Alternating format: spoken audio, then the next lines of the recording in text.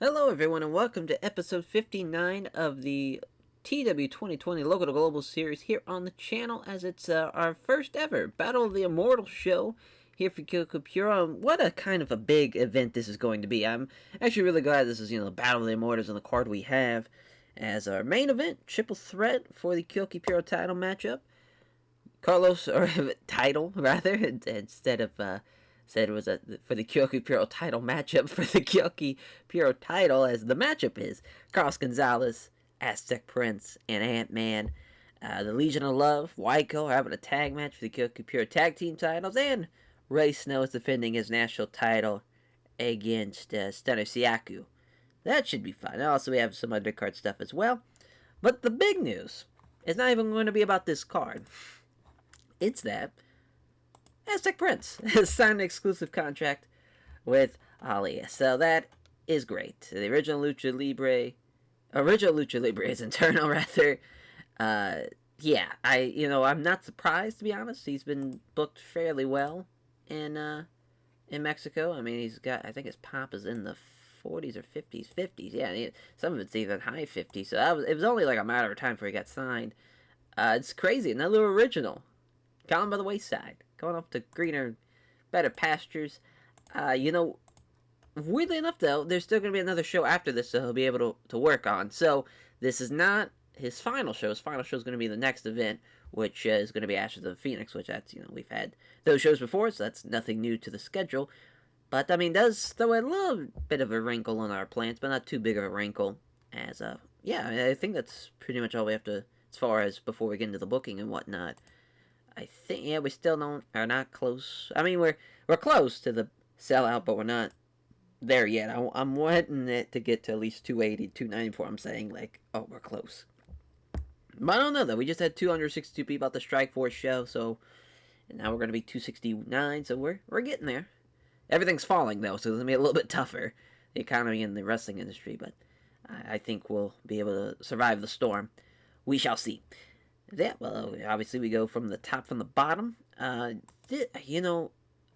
so this is that's the first fall. I don't want it to be a first fall. I want it to be elimination. Hopefully I can. Okay, do I? Oh, that sounds like. I hope that's not the only triple threats. There we go. It's gonna be an elimination. Just for it to be fair, it's Carlos Gonzalez, AZTEC Prince, champion, AntMan.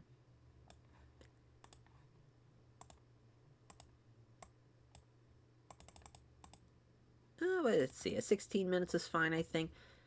And your winner, and new Kyoku Puro champion, AZTEC Prince. Yep, he's getting the win. As I guess it doesn't matter who he pins, because obviously he's going to beat both guys. It being elimination. So you should probably know where this is going. We're going to have... Oh, yeah, that's right. We don't have a road agent. Oh, and Ant-Man's in this match. Oh, no. Who's it going to be? Oh, shit. Oh, boy. We're at a dangerous game here. I don't know if it should be Ray Snow. Probably Carlos. Carlos Gonzalez seems like he'd be a pretty good road agent. Oh, no, he's in the match, too. Fuck. Oh, Jesus. Oh, man. Okay. So it can't be... Hector, maybe? Okay, let's just take a look at the roster. Boy, oh boy. So yeah, his reputation's 98. Psychology is not bad. Really, the biggest thing is psychology. Charles, Kaito Dewan's got pretty good psychology. Yeah, Kim Kwan has a little bit more respect, so he might actually be the best guy for it. Mercury has got pretty good psychology. Doesn't really have a whole lot of respect. Yeah, I think actually Stunner Saku's probably the best option, so we'll go with him. That's dangerous. That's a dangerous game, but yeah, I mean, so obviously with AZTEC Prince leaving, it's gonna lead into Ashes of Phoenix. He'll have a title match with someone. I'm gonna try to keep that one close to the vest, though, and so we'll see what happens on the next episode regarding that.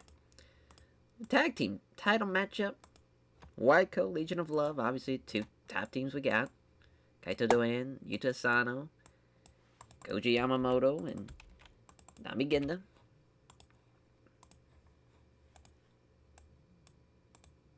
Yeah, we'll make it 15. New tag champs. Kaito Doan and Yuta Asano are going to get the win as Kaito Doan's going to pin Koji Yamamoto. Hopefully we don't have to have this be a high spots match. So we have two new champions. Oh, yeah. And then this time, though, we're going to have it be AntMan. Wow, he's unhappy. Wow, we've created a monster. Yeah, this Pop's really nice now. I don't know. I feel like that's a bit dramatic. Because, I mean, Kaito's is really, probably on the same level as him. Fuck him. Yeah, so while we're here. Okay. Perfect. So we don't have to worry about that anymore. Only when it's AntMan's match, but that's okay. We'll switch it to Stunner. So Ray Snow, Stunner Saku. Next matchup.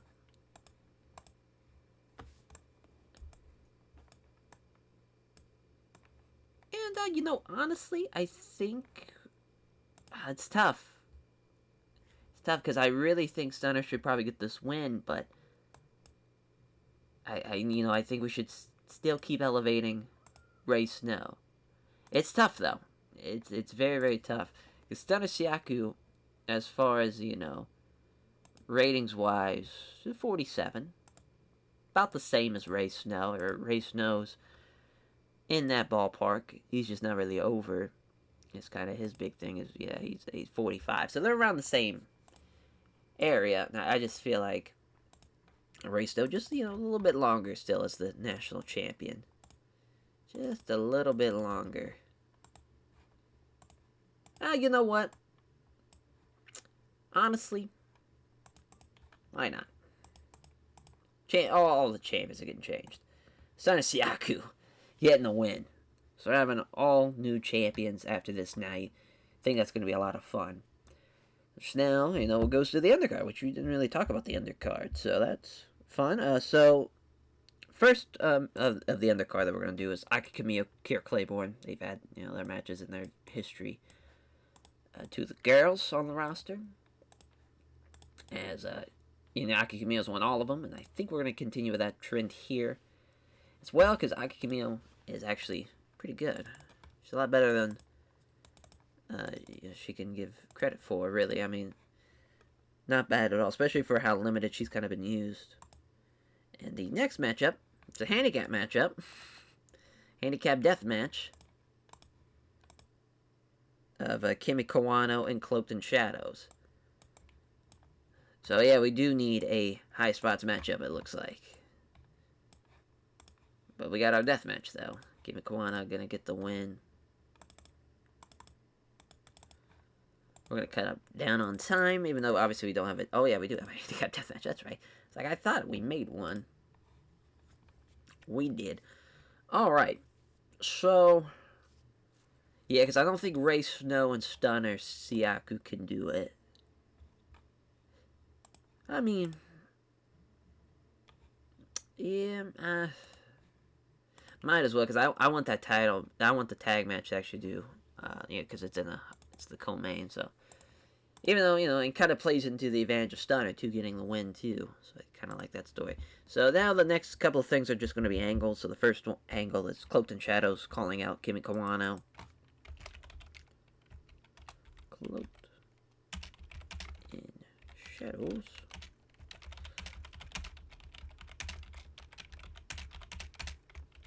And you're just to a handy deathmatch. I don't know why I spaced it. There we go. I'm not expecting this to do great or anything. I just think it's a fun idea to get them on the card and to call out Kawano. And obviously Kawano accepts. He's not one to turn down a fight, and he gets the win in that death match. And then also, I picked that match instead. AntMan promo on Carlos Gonzalez and as Yeah, and then AZTEC Prince gonna be in there. Ovenus. Ovenus. So I'm just gonna call the AntMan promo. I'm just gonna do the promo now. So he says he's ready to fight. Carlos Gonzalez, he thanks AZTEC Prince for putting him in his place at Strikeforce, and with him doing so, he's asked the Kyoki Puro board of directors to make the title match triple threat match, and they have. So tonight, Carlos Gonzalez, AZTEC Prince, AntMan, a triple threat. Should be a lot of fun, and just a little promo like that. Yeah, 75 minutes right on the dot. Good shit. I am going to add a little bit of flavor to that triple threat match. I'm going to add some interference. It's Carlos. I will have it be AntMan, Hector, and then Marco. Cool. So add them to Latin Kings of the show. So yeah, I think, and then Park Min Soup, Yoku, they could actually be the pre-show actually, just to get them on the card.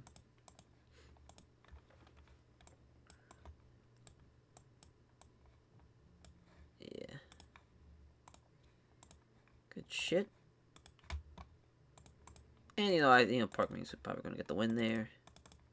It's a bit of a no-brainer, as they've had a couple matches. They had the triple threat and the one-on-one, which then one-on-one got a 26 last time. I'm sure it's going to do about the same there. All right. So yeah, Park Min Soup getting the one with the head kick. So yeah, 30.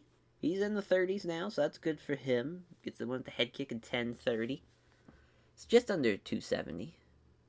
All of the Nagama show here, the Battle of the Immortals.